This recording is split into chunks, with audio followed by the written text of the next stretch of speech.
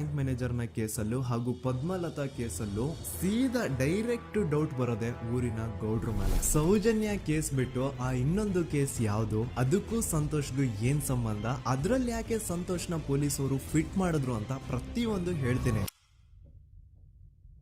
ನಾನು ಈ ಚಾನೆಲ್ನ ಸ್ಟಾರ್ಟ್ ಮಾಡಿದಾಗಿಂದ one of the most requested video ಬಂದು ಸೌಜನ್ಯ ಕೇಸ್ ಬಗ್ಗೆ. ಸರಿ, ನಮ್ ದೂತ ಸಭೆಯ ಪ್ರಜೆಗಳು ಇಷ್ಟೊಂದು ಕೇಳ್ತಿದಾರಲ್ಲ, ಈ ಒಂದು ಕೇಸ್ ಬಗ್ಗೆ ವಿಡಿಯೋ ಮಾಡುವ ಅಂತ ಸೌಜನ್ಯ ಕೇಸ್ ಬಗ್ಗೆ ನಾನು ರಿಸರ್ಚ್ ಸ್ಟಾರ್ಟ್ ಮಾಡಿದೆ. ಅಂಡ್ ಟ್ರಸ್ಟ್ ಮೀ, ಎಷ್ಟೊಂದು ಕಾಂಪ್ಲೆಕ್ಸ್ ಈ ಒಂದು ಕೇಸ್ ಇದೆ ಅಂತಂದ್ರೆ ನನ್ ತಲೆನೇ ಕೆಟ್ಬಿಡ್ತು. ಬಟ್ ಡೋಂಟ್ ವರಿ, ನಿಮ್ಗಂತೂ ಪ್ರತಿ ಒಂದನ್ನ ತುಂಬಾ ಸಿಂಪಲ್ ಆಗಿ ಅರ್ಥ ಮಾಡಿಸ್ತೇನೆ. ಅನ್ಕೊಳ್ಳಿ, ಒಂದು ಊರು, ಆ ಊರಲ್ಲಿ ಒಂದು ಗೌಡ್ರ ಕುಟುಂಬ ಇದೆ. ಅಂಡ್ ಆ ಗೌಡ್ರ ಕುಟುಂಬ ತುಂಬಾನೇ ಪವರ್ಫುಲ್, ಲೈಕ್ ನಾವು ಮೂವೀಸ್ ಅಲ್ಲಿ ನೋಡ್ತೀವಲ್ಲ ಹಂಗೆ. ಸೊ ಗೌಡ್ರ ಊರು ಬಂದು ಧರ್ಮಸ್ಥಳ ಅಂತ. ಆ ಒಂದು ಊರಲ್ಲಿ ಇವ್ರಿಗೆ ಸಖತ್ ಕಂಟ್ರೋಲ್ ಇರುತ್ತೆ. ಈವನ್ ಅದೇ ಒಂದು ರೀಜನ್ ಅಲ್ಲಿ ಇರುವಂತಹ ಒಂದು ತುಂಬಾನೇ ಪಾಪ್ಯುಲರ್ ದೇವಸ್ಥಾನನು ಸಹ ಇವರೇ ಕಂಟ್ರೋಲ್ ಮಾಡ್ತಿರ್ತಾರ. ಆ ಒಂದು ದೇವಸ್ಥಾನ ಇಂದ ಈ ಗೌಡ್ರ ಕುಟುಂಬಕ್ಕೆ ಎಷ್ಟೊಂದು ದುಡ್ಡು ಬರ್ತಾ ಇರುತ್ತೆ ಅಂತಂದ್ರೆ, ಅದೇ ದುಡ್ಡಲ್ಲಿ ಇವರು ಬೇಜನ್ ಪ್ರೈವೇಟ್ ಪ್ರೈಮರಿ ಅಂಡ್ ಹೈಸ್ಕೂಲ್ಸ್ ನ ಸ್ಥಾಪನೆ ಮಾಡಿರ್ತಾರೆ.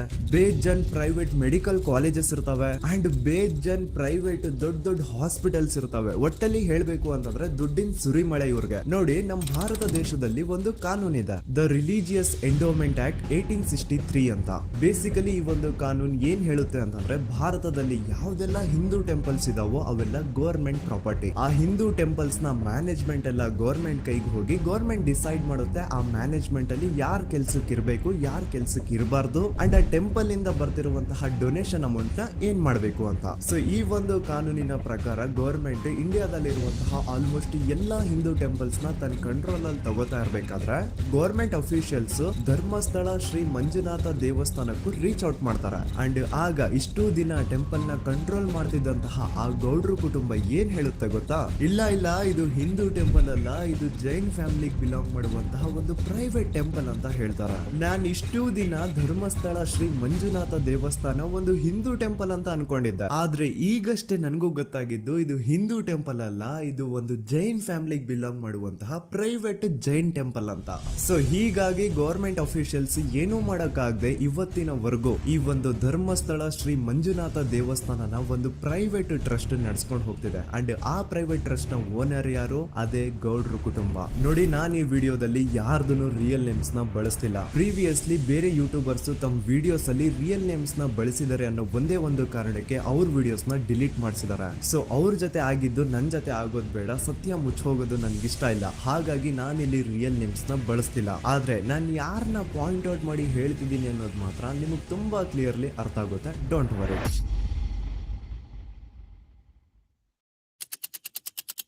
ದಿನಾಂಕ 9/10/2012. A very normal day for everyone except Soujanya. Dharmasthala ಹತ್ರ ಇರುವಂತಹ ಪಂಗಳ್ ಅನ್ನೋ ಒಂದು ಸಣ್ಣ ಹಳ್ಳಿಗೆ ಬಿಲಾಂಗ್ ಮಾಡುವಂತಹ ಸೌಜನ್ಯ ತುಂಬಾನೇ ಒಳ್ಳೆ ಹುಡುಗಿ. SDM ಕಾಲೇಜ್ ಆಫ್ ಉಜ್ರಿಯಲ್ಲಿ ಸೆಕೆಂಡ್ PUC ಓದ್ತಿದ್ದಂತಹ ಇವಳು ತುಂಬಾನೇ ಬ್ರೈಟ್ ಸ್ಟೂಡೆಂಟ್ ಕೂಡ. ಸೊ ಒಂದು ದಿನ ಅಂದ್ರೆ 9 ಅಕ್ಟೋಬರ್ 2012 ಬೆಳಿಗ್ಗೆ 7:30-8 ಗಂಟೆ ಹಾಗೆ ಆಸ್ ಯೂಶುವಲ್ ತನ್ನ ಕಾಲೇಜ್ ಹೋಗೋದಕ್ಕೆ ರೆಡಿ ಆಗ್ತಿರ್ತಾಳೆ. ಅವತ್ತು ಮಂಗಳವಾರದ ದಿನ ಅಂಡ್ ಅವತ್ತು ಲೋಕಲ್ ಫೆಸ್ಟಿವಲ್ ಬೇರೆ ಇರುತ್ತೆ, ಹೊಸ ಅಕ್ಕಿ ಅಂತ. ಈ ಒಂದು ಲೋಕಲ್ ಫೆಸ್ಟಿವಲ್ ದಿನ ಮನೆ ಒಳಗಡೆ ಏನೇ ಅಡುಗೆ ಮಾಡಿದ್ರು ಹೊಸ ಅಕ್ಕಿನೇ ಬಳಸಬೇಕು. ಸೊ ಹೊಸ ಅಕ್ಕಿ ತಂದು ಬ್ರೇಕ್ಫಾಸ್ಟ್ ನ ರೆಡಿ ಮಾಡೋಷ್ಟ್ರಲ್ಲಿ ಸೌಜನ್ಯ ಅವ್ರ ತಾಯಿ ತುಂಬಾ ಲೇಟ್ ಮಾಡ್ತಾರೆ. ಸೊ ಕಾಲೇಜ್ಗೆ ಲೇಟ್ ಆಗ್ತಿದೆ ಅಂತ ಈ ಸೌಜನ್ಯ ಟಿಫಿನ್ ಸಹ ಮಾಡದೆ ಹಾಗೆ ಹೋಗ್ತಾಳೆ. ಅವಳ ತಲೆಯಲ್ಲಿ ಏನಿತ್ತು ಅಂತಂದ್ರೆ, ಹೆಂಗೋ ಇವತ್ತು ಲೋಕಲ್ ಫೆಸ್ಟಿವಲ್ ಬೇರೆ ಇದೆ, ಹಾಗಾಗಿ ಮೇ ಬಿ ಕಾಲೇಜು ಬೇಗ ಬಿಡ್ಬೋದು, ಸೊ ಮಧ್ಯಾಹ್ನ ಡೈರೆಕ್ಟ್ ಮನೆಗೆ ಬಂದು ಊಟ ಬಿಡುವ ಅಂತ ಅವಳು ಅನ್ಕೊಂಡಿರ್ತಾಳೆ. ಆದ್ರೆ ಕಾಲೇಜ್ ಹೋಗಾದ್ಮೇಲೆ ಗೊತ್ತಾಗುತ್ತೆ ಅವತ್ತು ಅವಳಿಗೆ ಸ್ಪೆಷಲ್ ಕ್ಲಾಸಸ್ ಬೇರೆ ಇದೆ ಅಂತ. ಸೌಜನ್ಯ ಬ್ರೇಕ್ಫಾಸ್ಟ್ ಕೂಡ ಮಾಡಿರಲ್ಲ ಅಂಡ್ ಲಂಚ್ ಬಾಕ್ಸ್ ಕೂಡ ತಂದಿರಲ್ಲ. ಹಾಗಾಗಿ ಲಂಚ್ ಟೈಮ್ ಅಲ್ಲಿ ಸೌಜನ್ಯನ ಒಬ್ಳು ಫ್ರೆಂಡ್ ಜಾನ್ವಿ ತಾನ್ ತಂದಿರುವಂತಹ ಲಂಚ್ ಬಾಕ್ಸ್ ಅಲ್ಲಿ ಒಂದಿಷ್ಟು ಲಂಚ್ ನ ಆಫರ್ ಮಾಡ್ತಾಳೆ. ಆದ್ರೆ ಸೌಜನ್ಯ ಪರವಾಗಿಲ್ಲ, ನೀನ್ ತಿನ್ನು, ನಾನ್ ಮನೆಗೆ ಹೋಗ್ಬಿಟ್ಟು ಊಟ ಮಾಡ್ಕೊಂತೀನಿ ಅಂತ ಹೇಳ್ತಾಳೆ. ಸುಮಾರು ಮಧ್ಯಾಹ್ನದ 3:45ಕ್ಕೆ ಕಾಲೇಜ್ ಬಿಡುತ್ತೆ. ಸೌಜನ್ಯ ಕಾಲೇಜ್ ಇಂದ ಬಸ್ ಅಲ್ಲಿ ಬಂದು ನೇತ್ರಾವತಿ ಬಸ್ ಸ್ಟಾಪ್ ಹತ್ರ ಇಳ್ಕೋತಾಳೆ. ಅವಳ ಜೊತೆ ಅವಳ ಕ್ಲಾಸ್ ಮೇಟ್ಸ್ ಅಂಡ್ ಫ್ರೆಂಡ್ಸ್ ಎಲ್ಲ ಇರ್ತಾರೆ. ಸೊ ಅವ್ರಿಗೆಲ್ಲ ಬಾಯ್ ಹೇಳ್ಬಿಟ್ಟು ಸೌಜನ್ಯ ತನ್ನ ಮನೆ ಕಡೆಗೆ ಹೊರಡ್ತಾಳೆ. ನೇತ್ರಾವತಿ ಬಸ್ ಸ್ಟಾಪ್ ಸ್ಟಾಪ್ ಇಂದ ಸೌಜನ್ಯ ಮನೆಗೆ 20 ಮಿನಿಟ್ಸ್ ನ ವಾಕ್ ಇರುತ್ತೆ. ಮ್ಯಾಕ್ಸ್ ಟು ಮ್ಯಾಕ್ಸ್ 30 ಮಿನಿಟ್ ಹಿಡಿಬಹುದು. ಸೊ ಸೌಜನ್ಯ ನಡ್ಕೊಂಡು ಮನೆ ಕಡೆಗೆ ಹೋಗ್ತಾ ಇರ್ತಾಳೆ. ಒಂದ್ ಸ್ವಲ್ಪ ದೂರದಲ್ಲಿ ಪ್ರಕೃತಿ ಹಾಸ್ಪಿಟಲ್ ಅಂತ ಒಂದಿರುತ್ತೆ. ಅಲ್ಲಿನ ಸೆಕ್ಯೂರಿಟಿ ಗಾರ್ಡ್ ಸೌಜನ್ಯ ನಡ್ಕೊಂಡು ಹೋಗ್ತಾ ಇರೋದನ್ನ ನೋಡ್ತಾನೆ ಕೂಡ.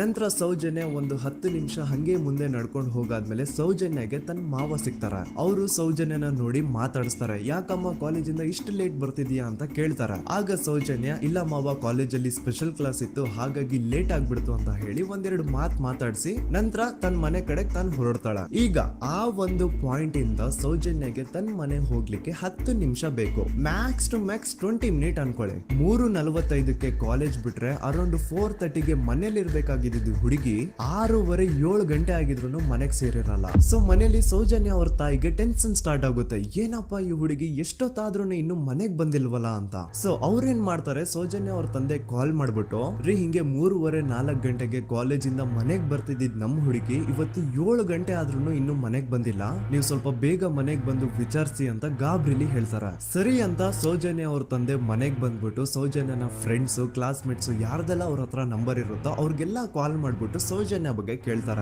ನಮ್ ಹುಡುಗಿ ಏನಾದ್ರೂ ನಿಮ್ ಮನೆಗ್ ಬಂದಿದ್ದಾಳ ಅಮ್ಮ ಅಂತ. ಆದ್ರೆ ಸೌಜನ್ಯನ ಫ್ರೆಂಡ್ಸ್ ಅಂಡ್ ಕ್ಲಾಸ್ ಮೇಟ್ಸ್ ಎಲ್ಲ, ಇಲ್ಲ ಅಂಕಲ್, ನಮ್ ಮನೆಗಂತೂ ಸೌಜನ್ಯ ಏನು ಬಂದಿಲ್ಲ, ಅವಳು ಬಸ್ ಸ್ಟಾಪ್ ಇಂದ ಸೀದಾ ನಿಮ್ ಮನೆ ಕಡೆಗೇನೆ ಹೊರಟ್ಲಲ್ವಾ, ಯಾಕೆ ಇನ್ನೂ ಬಂದಿಲ್ವಾ ಅಂತ ಕೇಳ್ತಾರ.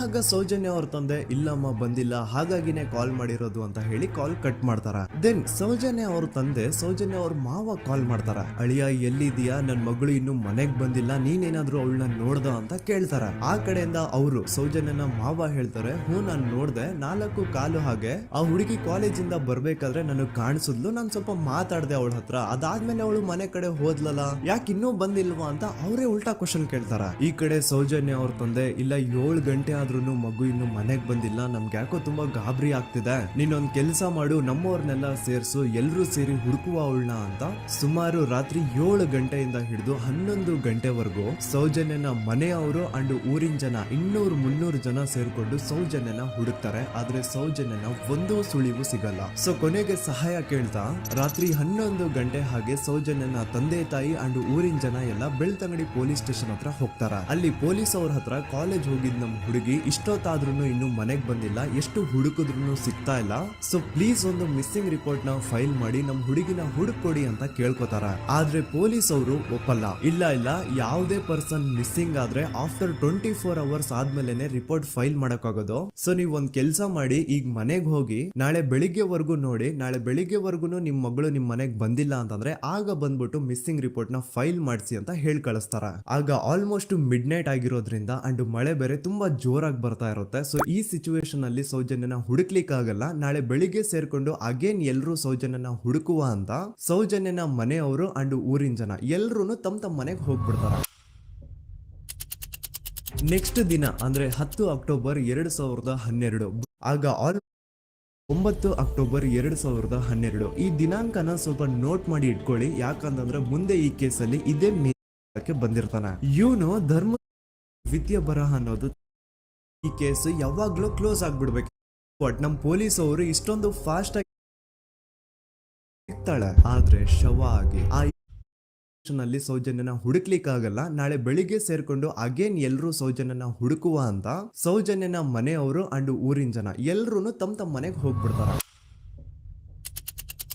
ನೆಕ್ಸ್ಟ್ ದಿನ ಅಂದ್ರೆ 10 ಅಕ್ಟೋಬರ್ 2012 ಬುಧವಾರದ ದಿನ ಬೆಳಿಗ್ಗೆ 10 ಗಂಟೆ ಹಾಗೆ ಸೌಜನ್ಯನ ಮನೆಯವರು ಅಂಡ್ ಊರಿನ 200-300 ಜನ ಸೇರ್ಕೊಂಡು ಅಗೇನ್ ಸೌಜನ್ಯಗೋಸ್ಕರ ಹುಡುಕಾಟ ಸ್ಟಾರ್ಟ್ ಮಾಡ್ತಾರ. ಹುಡುಕಾಟ ಪ್ರಾರಂಭಿಸಿದ್ದು ವಿತಿನ್ 2 ಅವರ್ಸ್ ಒಳಗಡೆನೆ ಸೌಜನ್ಯ ಸಿಗ್ತಾಳೆ, ಆದ್ರೆ ಶವ ಆಗಿ. ಆ 200-300 ಊರಿನ ಜನ ಎಲ್ಲ ಸೇರ್ಕೊಂಡು ಏನ್ ಸೌಜನ್ಯನ ಹುಡುಕ್ತಾ ಇದ್ರು, ಅದ್ರಲ್ಲಿ ಯಾರೋ ಒಬ್ರಿಗೆ ಸೌಜನ್ಯನ ಮನೆಯಿಂದ ಕೇವಲ 10 ನಿಮಿಷ ದೂರದಲ್ಲಿರುವಂತಹ ಒಂದು ಹಳ್ಳನ ದಡದಲ್ಲಿ ಸೌಜನ್ಯನ ಮೃತದೇಹ ಸಿಗುತ್ತಾ. ಈಗ ಸತ್ತಿರುವಂತಹ ಸೌಜನ್ಯನ ಡೆಡ್ ಬಾಡಿ ಯಾವ ಒಂದು ಕಂಡೀಷನ್ ಅಲ್ಲಿ ಇತ್ತು ಅಂತ ಹೇಳ್ತೀನಿ, ಸ್ವಲ್ಪ ಗಮನ ಇಟ್ಟು ಕೇಳಿಸ್ಕೊಳ್ಳಿ. ಅವಳ ಕೈಗಳನ್ನ ಅವಳದೇ ದುಪಟ್ಟ ಅಂಡ್ ID ಕಾರ್ಡ್ ಇಂದ ಮರಕ್ಕೆ ಕಟ್ಟಿರ್ತಾರ. ಅವಳ ಬಾಡಿ ಎಲ್ಲ ನೇಕಿಡ್ ಇರುತ್ತೆ, ಮೈ ಮೇಲೆ ಸರಿಯಾದ ಬಟ್ಟೆ ಇರಲ್ಲ, ಮೈ ಮೇಲೆ ಮಲ್ಟಿಪಲ್ ಕಟ್ ಮಾರ್ಕ್ಸ್ ಇರುತ್ತೆ, ತುಂಬಾ ಜೋರಾಗಿ ಹೊಡೆದಿರುವಂತಹ ಗಾಯಗಳು ಮೈ ಮೇಲೆ ಎದ್ದು ಕಾಣಿಸ್ತಿರ್ತವೆ. ಅವಳ ರಿಪ್ಸ್ ಎದೆ ಭಾಗದ ಮೂಳೆಗಳೆಲ್ಲ ಮುರಿದು ಹೋಗ್ಬಿಟ್ಟಿರ್ತವೆ. And most brutal part is ಅವಳ ಯೋನಿ, ಅವಳ ಏನಿತ್ತೋ ಅದ್ರ ಒಳಗಡೆ 6 ಇಂಚ್ ಮಣ್ಣು ತುಂಬಿರ್ತಾರೆ. ಆ ಬಾಡಿ ಕಂಡೀಷನ್ ನ ನೋಡಿದಾದ್ಮೇಲೆ ಒಂದಂತೂ ತುಂಬಾ ಕ್ಲಿಯರ್ ಆಗಿ ಅರ್ಥ ಆಗುತ್ತೆ, ಅವಳನ್ನ ಯಾರೋ ತುಂಬಾ ಫೋರ್ಸ್ಫುಲಿ ಮಾಡಿ ನಂತರ ನಿರ್ದಯವಾಗಿ ಸಾಯಿಸಿದ್ದಾರೆ ಅಂತ. ಇಲ್ಲಿ ಕ್ರಿಮಿನಲ್ಸ್ ನ ಬುದ್ಧಿವಂತಿಕೆ ನೋಡಿ ಪೊಲೀಸ್ ಅವ್ರಿಗೆ ಏನೂ ಸುಳಿವು ಸಿಗ್ಬಾರ್ದು ಅಂತ ಅವಳ ಯೋನಿ ಒಳಗಡೆ 6 ಇಂಚ್ ಅಷ್ಟು ಮಣ್ಣು ತುಂಬ ಹೋಗಿರ್ತಾರೆ. ಸೊ ದೆನ್ ಪೊಲೀಸ್ ಅವ್ರಿಗೆ ವಿಷಯ ಗೊತ್ತಾಗುತ್ತೆ. ಅವರು ಸ್ಪಾಟ್ ಗೆ ಬಂದು ಸೌಜನ್ಯನ ಬಾಡಿನ ರಿಕವರ್ ಮಾಡಿ ಆ ಒಂದು ಸ್ಪಾಟ್ ನ ಕಂಪ್ಲೀಟ್ ಸೀಸ್ ಮಾಡ್ತಾರೆ. ಒಬ್ಳು ಸಾಮಾನ್ಯ ಮಿಡಲ್ ಕ್ಲಾಸ್ ಹುಡುಗಿ, ಒಬ್ಳು ವೆರಿ ಬ್ರೈಟ್ ಸ್ಟೂಡೆಂಟ್ ನ ಈ ಮಟ್ಟಿಗೆ ಇಷ್ಟು ನಿರ್ದಯವಾಗಿ ಸಾಯಿಸಿರೋದು ಯಾರು? ಇನ್ ಕೇಸ್ ಏನಾದ್ರೂ ಈ ಕ್ರೈಮ್ ಮಾಡಿದವನು ಸಿಕ್ಕಿ ಬಿದ್ರೆ ಅವನ್ನ ಸುಮ್ನೆ ಬಿಡಬಾರ್ದು ಅಂತ ಜನ ಆಕ್ರೋಶ ವ್ಯಕ್ತಪಡಿಸ್ತಾರೆ. ಅಂಡ್ ಗೆಸ್ ವಾಟ್, ನಮ್ ಪೊಲೀಸ್ ಅವರು ಇಷ್ಟೊಂದು ಫಾಸ್ಟ್ ಆಗಿ ಇನ್ವೆಸ್ಟಿಗೇಷನ್ ಕಂಪ್ಲೀಟ್ ಮಾಡ್ತಾರೆ ಅಂತ ನಾನಂತೂ ಎಕ್ಸ್ಪೆಕ್ಟ್ ಮಾಡಿರ್ಲಿಲ್ಲ. ಅಂಡ್ ಈವನ್ ಈ ಒಂದು ವಿಷಯದಿಂದ ಊರಿನ ಜನನು ಶಾಕ್ ಆಗ್ತಾರೆ. ಸೌಜನ್ಯ ಬಾಡಿ ಸಿಕ್ಕಿದ್ದು ನೆಕ್ಸ್ಟ್ ದಿನ ಅಂದ್ರೆ 11 ಅಕ್ಟೋಬರ್ 2012 ಸಂಜೆ 5 ಗಂಟೆ ಹಾಗೆ ಯಾರು ಸೌಜನ್ಯನ ಪಂಡು ಮರ್ಡರ್ ಮಾಡಿದ್ನೋ ಆ ಕ್ರಿಮಿನಲ್ ಕೂಡ ಸಿಕ್ಕಿ ಬೀಳ್ತಾನೆ. ಈಗ ನೀವು ಥಿಂಕ್ ಮಾಡ್ಬೋದು, ಸೌಜನ್ಯನ ಯಾರು ಮರ್ಡರ್ ಮಾಡಿದ್ರು ಅಂಡ್ ಯಾರ ಕ್ರೈಮ್ ನ ಮಾಡಿದ್ರು ಅವನು ನೆಕ್ಸ್ಟ್ ದಿನಾನೇ ಸಿಕ್ಕಿ ಬಿದ್ದ. ಹಾಗಿದ್ರೆ ಈ ಕೇಸ್ ಯಾವಾಗ್ಲೂ ಕ್ಲೋಸ್ ಆಗ್ಬಿಡ್ಬೇಕಿತ್ತು. ಆದ್ರೂ ಸ್ಟಿಲ್ ಇವತ್ತಿನ ದಿನವರೆಗೂ ಯಾಕೆ ಈ ಕೇಸ್ ಪದೇ ಪದೇ ನ್ಯೂಸ್ ಅಲ್ಲಿ ಬರುತ್ತೆ ಅಂದ್ರೆ, ನಮ್ ದೂತ ಸಭೆಯ ಪ್ರಜೆಗಳೇ ರೆಡಿ ಆಗಿ, ಆರೋಪಿ ಸಿಕ್ಕಾದ್ಮೇಲೆ ಈ ಕೇಸು ಕ್ಲೋಸ್ ಆಗಿಲ್ಲ. ಆಕ್ಚುಲಿ ಈ ಕೇಸು ಓಪನ್ ಆಗಿದ್ದೆ ಈಗ. ನೋಡಿ, ಸೌಜನ್ಯನ ಬಾಡಿ ಸಿಕ್ಕಿದ್ದು ನೆಕ್ಸ್ಟ್ ದಿನ ಅಂದ್ರೆ 11 ಅಕ್ಟೋಬರ್ 2012. PSI ಯೋಗೇಶ್ ಅವರು ಯಾರನ್ನ ಈ ಕೇಸಲ್ಲಿ ಅರೆಸ್ಟ್ ಮಾಡಿದ್ರು ಅಂದ್ರೆ ಆತನ ಹೆಸರು ಬಂದು ಸಂತೋಷ್ ರಾವ್. 28-29 ವಯಸ್ಸಿರುವಂತಹ Santosh Rao first of all ಧರ್ಮಸ್ಥಳದವನು ಅಲ್ವೇ ಅಲ್ಲ, ಅವನು ಶೃಂಗೇರಿ ಅವನು. ಸಂತೋಷ್ ರಾವ್ ನ ತಂದೆ ಸ್ಕೂಲ್ ಟೀಚರ್ ಅಂಡ್ ತಾಯಿ ಹೌಸ್ ವೈಫ್. ಸಂತೋಷ್ ಮೊದ್ಲಿಂದನೂ ಒಂದ್ ಸ್ವಲ್ಪ ಮೆಂಟಲಿ ಇಲ್ಲಿರೋದ್ರಿಂದ ಅವನಿಗೆ ವಿದ್ಯೆ ಬರಹ ಅನ್ನೋದು ತಲೆಗೆ ಹೋಗಿರಲ್ಲ. ಹಾಗಾಗಿ ಅವನು ಶೃಂಗೇರಿಯಲ್ಲಿ ಒಂದು ಹೋಟೆಲ್ ಅಲ್ಲಿ ಕೆಲಸ ಮಾಡ್ತಿರ್ತಾನೆ. ಮೆಂಟಲಿ ಅನ್ಸ್ಟೇಬಲ್ ಇದ್ರೂ ಸಹ ಈತನಿಗೆ ದೇವ್ರ ಮೇಲೆ ಬಹಳ ನಂಬಿಕೆ ಇರುತ್ತೆ. ಹಾಗಾಗಿ ತಿಂಗಳಿಗೆ ಒಮ್ಮೆ ಆದ್ರೂ, ಅಟ್ಲೀಸ್ಟ್ 2 ತಿಂಗಳಿಗೆ ಒಮ್ಮೆ ಆದ್ರೂ ಈತ ಯಾವ್ದಾದ್ರು ಒಂದು ಪುಣ್ಯಕ್ಷೇತ್ರಕ್ಕೆ ವಿಸಿಟ್ ಮಾಡಿ ಬರ್ತಿರ್ತಾನೆ. ಹಾಗೇನೆ ಈ ಸತಿನೂ ಸಹ ಈತ ಧರ್ಮಸ್ಥಳಕ್ಕೆ ಬಂದಿರ್ತಾನೆ. ಇವನು ಧರ್ಮಸ್ಥಳಕ್ಕೆ ಬಂದಿದ್ದು ದಿನಾಂಕ 9 ಅಕ್ಟೋಬರ್ 2012. ಈ ದಿನಾಂಕನ ಸ್ವಲ್ಪ ನೋಟ್ ಮಾಡಿ ಇಟ್ಕೊಳ್ಳಿ, ಯಾಕಂತಂದ್ರೆ ಮುಂದೆ ಈ ಕೇಸಲ್ಲಿ ಇದೇ ಮೇಜರ್ ಟರ್ನಿಂಗ್ ಪಾಯಿಂಟ್. ಸೊ ಸೌಜನ್ಯನ ಡೆತ್ ಆಗಿಂತ ಒಂದು ದಿನ ಹಿಂದೆ ಧರ್ಮಸ್ಥಳಕ್ಕೆ ಬಂದಿರುವಂತಹ ಸಂತೋಷ್ ರಾವ್ಗೆ ಎಲ್ಲೂ ಉಳ್ಕೊಳ್ಳಿಕ್ಕೆ ಹೋಟೆಲ್ ಅಲ್ಲಿ ಅಥವಾ ಲಾಡ್ಜ್ ಅಲ್ಲಿ ರೂಮ್ ಸಿಗಲ್ಲ.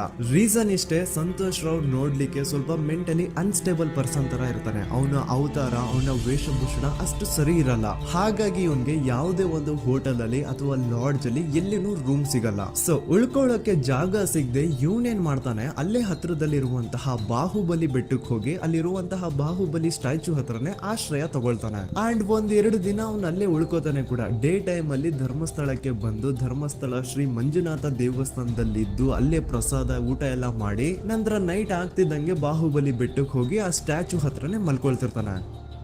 ಸೊ ಒಂದು ದಿನ ಅಂದ್ರೆ 11 ಅಕ್ಟೋಬರ್ 2012 ಸಂಜೆ 5 ಗಂಟೆ ಹಾಗೆ ಈ ಸಂತೋಷ್ ರಾವ್ ತನ್ನ ಪಾಡಿಗೆ ತಾನು ಆ ಬೆಟ್ಟದ ಮೇಲೆ ಕೂತ್ಕೊಂಡು ಸೀನರೀಸ್ ನ ಎಂಜಾಯ್ ಮಾಡ್ತಾ ಇರಬೇಕಾದ್ರೆ ಯಾರೋ ಅದೇ ಊರಿನ 5 ಜನ ಕಿಡಿಗೇಡಿಗಳು ಬಂದು ಇವನ್ ಹತ್ರ ಜಗಳ ತೆಗಿತಾರ. ಈ 5 ಜನ ಯಾರು ಅಂತ ನಂತರ ಹೇಳ್ತೇನೆ. ಸೊ ಈ 5 ಜನ ಕಿಡಿಗೇಡಿಗಳು ಸಂತೋಷ್ ರಾವ್ ಹತ್ರ ಜಗಳ ತೆಗೆದು ಅವನ್ನ ಅವಾಚ್ಯ ಶಬ್ದಗಳಿಂದ ಬೈದು ಅವನ್ನ ಹೊಡೆದು, ಅಷ್ಟೇ ಸಾಲದೆ ಆ 5 ಜನ ಸಂತೋಷ್ ರಾವ್ನ ಪೊಲೀಸ್ ಸ್ಟೇಷನ್ಗೆ ಎಳ್ಕೊಂಡ್ ಬಂದು ಇವನು ನಾವು ಬಾಹುಬಲಿ ಬೆಟ್ಟಕ್ಕೆ ಅಂತ ಹೋಗಿದ್ರೆ ಅಲ್ಲಿ ನಮ್ಮ ಮೇಲೆ ಅಟ್ಯಾಕ್ ಮಾಡ್ದ, ಇವ್ನು ನೋಡ್ಲಿಕ್ಕೂ ಸಹ ಒಳ್ಳೆ ಸೈಕೋ ಕಿಲ್ಲರ್ ಇದ್ದಂಗಿದಾನೆ, ನಮ್ಗೆ ಯಾಕೋ ನಿನ್ನೆ ನಮ್ಮೂರಲ್ಲಿ ನಡೆದಿರುವಂತಹ ಘಟನೆ ಆ ಸೌಜನ್ಯನ ಮರ್ಡರ್ ಇವನೇ ಮಾಡಿದಾನೆ ಅಂತ ಡೌಟ್ ಬರ್ತಿದೆ ಅಂತ ಆ 5 ಜನ ಕಿಡಿಗೇಡಿಗಳು ಸಂತೋಷ್ ರಾವ್ನ ಪೊಲೀಸ್ ಅವ್ರ ಹತ್ರ ಹಾಕೊಡ್ತಾರ.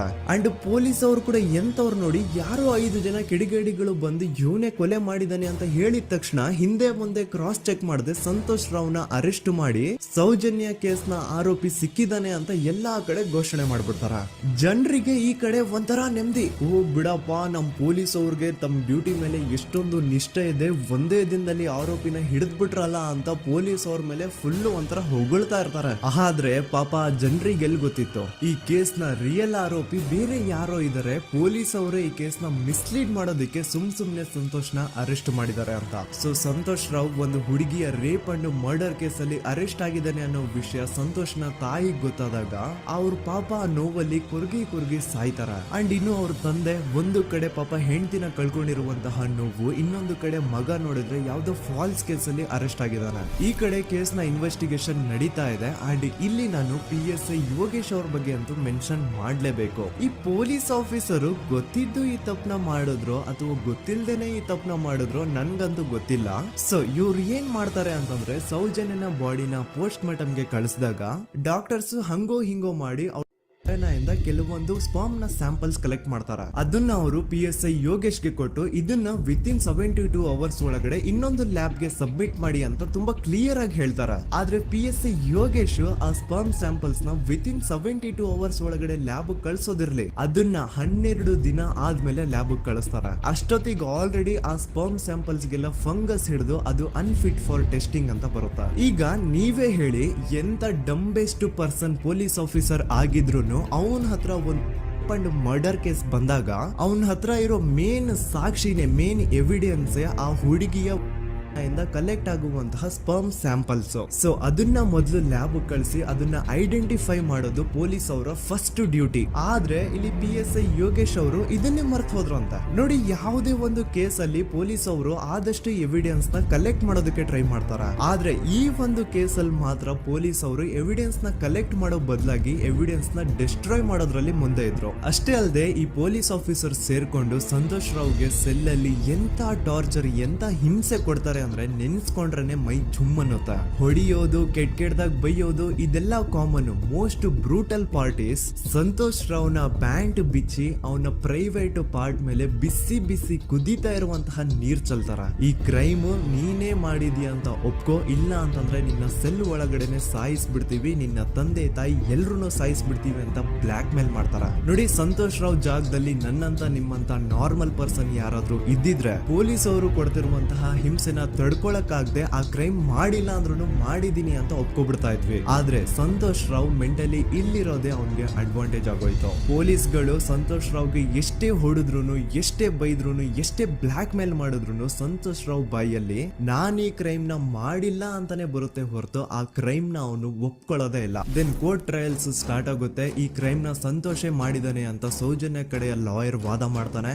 ಅದಕ್ಕೆ ಆಪೋಸಿಟ್ ಆಗಿ ಸಂತೋಷ್ ರಾವ್ ಕಡೆಯಿಂದ ಒಬ್ರು ಲಾಯರ್ ಇಲ್ಲ, ಸಂತೋಷ್ ರಾವ್ ಈ ಕ್ರೈಮ್ ನ ಮಾಡ್ಲಿಕ್ಕೆ ಸಾಧ್ಯನೇ ಇಲ್ಲ ಅಂತ ವಾದ ಮಾಡ್ತಿರ್ತಾರೆ. ಅಂಡ್ ಕೋರ್ಟ್ ಇಂದ ಆಚೆಗಡೆ ಸಂತೋಷ್ ರಾವ್ ನ ಅಗೇನ್ಸ್ಟ್ ಸ್ಟೂಡೆಂಟ್ಸ್ ಪ್ರೊಟೆಸ್ಟ್ ನಡೆಯುತ್ತೆ, ಪಬ್ಲಿಕ್ ಪ್ರೊಟೆಸ್ಟ್ ನಡೆಯುತ್ತೆ. ಅರೆಸ್ಟ್ ಆಗಿರುವಂತಹ ಸಂತೋಷ್ ರಾವ್ಗೆ ಗಲ್ಲಿಗೇರಿಸ್ರಿ ಅಂತ ಅವ್ರು ಡಿಮ್ಯಾಂಡ್ ಮಾಡ್ತಿರ್ತಾರೆ. ಸೊ ಹೀಗೆ ಒಂದು 2-3 ವರ್ಷ ಕಳೆದು ಹೋಗುತ್ತೆ. ನಂತರ ಒಂದು ಕೋರ್ಟ್ ಟ್ರಯಲ್ ಅಲ್ಲಿ ಸಂತೋಷ್ ರಾವ್ ಪರವಾಗಿ ಹೋರಾಡ್ತಿದ್ದಂತಹ ಲಾಯರ್ ಯಾಕೆ ಈ ಕೇಸ್ ಅಲ್ಲಿ ಸಂತೋಷ್ ಆರೋಪಿ ಅಲ್ಲ ಅಂತ ಪ್ರೂವ್ ಮಾಡ್ಲಿಕ್ಕೆ ಕೆಲವೊಂದು ಪಾಯಿಂಟ್ಸ್ ನ ಮುಂದೆ ಇಡ್ತಾರೆ. ಅದೇನಂತಂದ್ರೆ ಮೊದಲನೇದಾಗಿ ಸಂತೋಷ್ ರಾವ್ ಈ ಕ್ರೈಮ್ ನ ಮಾಡಿದಾನೆ ಅಂತ ಒಬ್ರು ಒಂದು ಐ ವಿಟ್ನೆಸ್ ಇರಲ್ಲ. ಇನ್ನೊಂದೇನು ಅಂತಂದ್ರೆ ಯಾವೊಂದು ಕಂಡೀಷನ್ ಅಲ್ಲಿ, ಯಾವೊಂದು ಬ್ರೂಟಲ್ ಕಂಡೀಷನ್ ಅಲ್ಲಿ ಸೌಜನ್ಯನ ಬಾಡಿ ಸಿಕ್ಕಿತ್ತೋ ಅದನ್ನ ಗಮನದಲ್ಲಿಟ್ಕೊಂಡು ಸ್ವಲ್ಪ ಪ್ರಾಕ್ಟಿಕಲ್ ಆಗಿ ಥಿಂಕ್ ಮಾಡಿದ್ರೆ ಆ ಒಂದು ಭೀಕರ ಕ್ರೈಮ್ ನ ಒಬ್ನೇ ಮಾಡ್ಲಿಕ್ಕೆ ಸಾಧ್ಯನೇ ಇಲ್ಲ. ಇನ್ನೊಂದು ಪಾಯಿಂಟ್ ಏನು ಅಂತಂದ್ರೆ ಸೌಜನ್ಯನ ಇಂದ ಪೊಲೀಸ್ ಅವ್ರಿಗೆ ಯಾವುದೇ ಸ್ಪರ್ಮ್ ಸ್ಯಾಂಪಲ್ ಸಿಗ್ಬಾರ್ದು ಅಂತ 6 ಇಂಚು ಅಷ್ಟು ಮಣ್ಣು ಹಾಕಿರ್ತಾರ.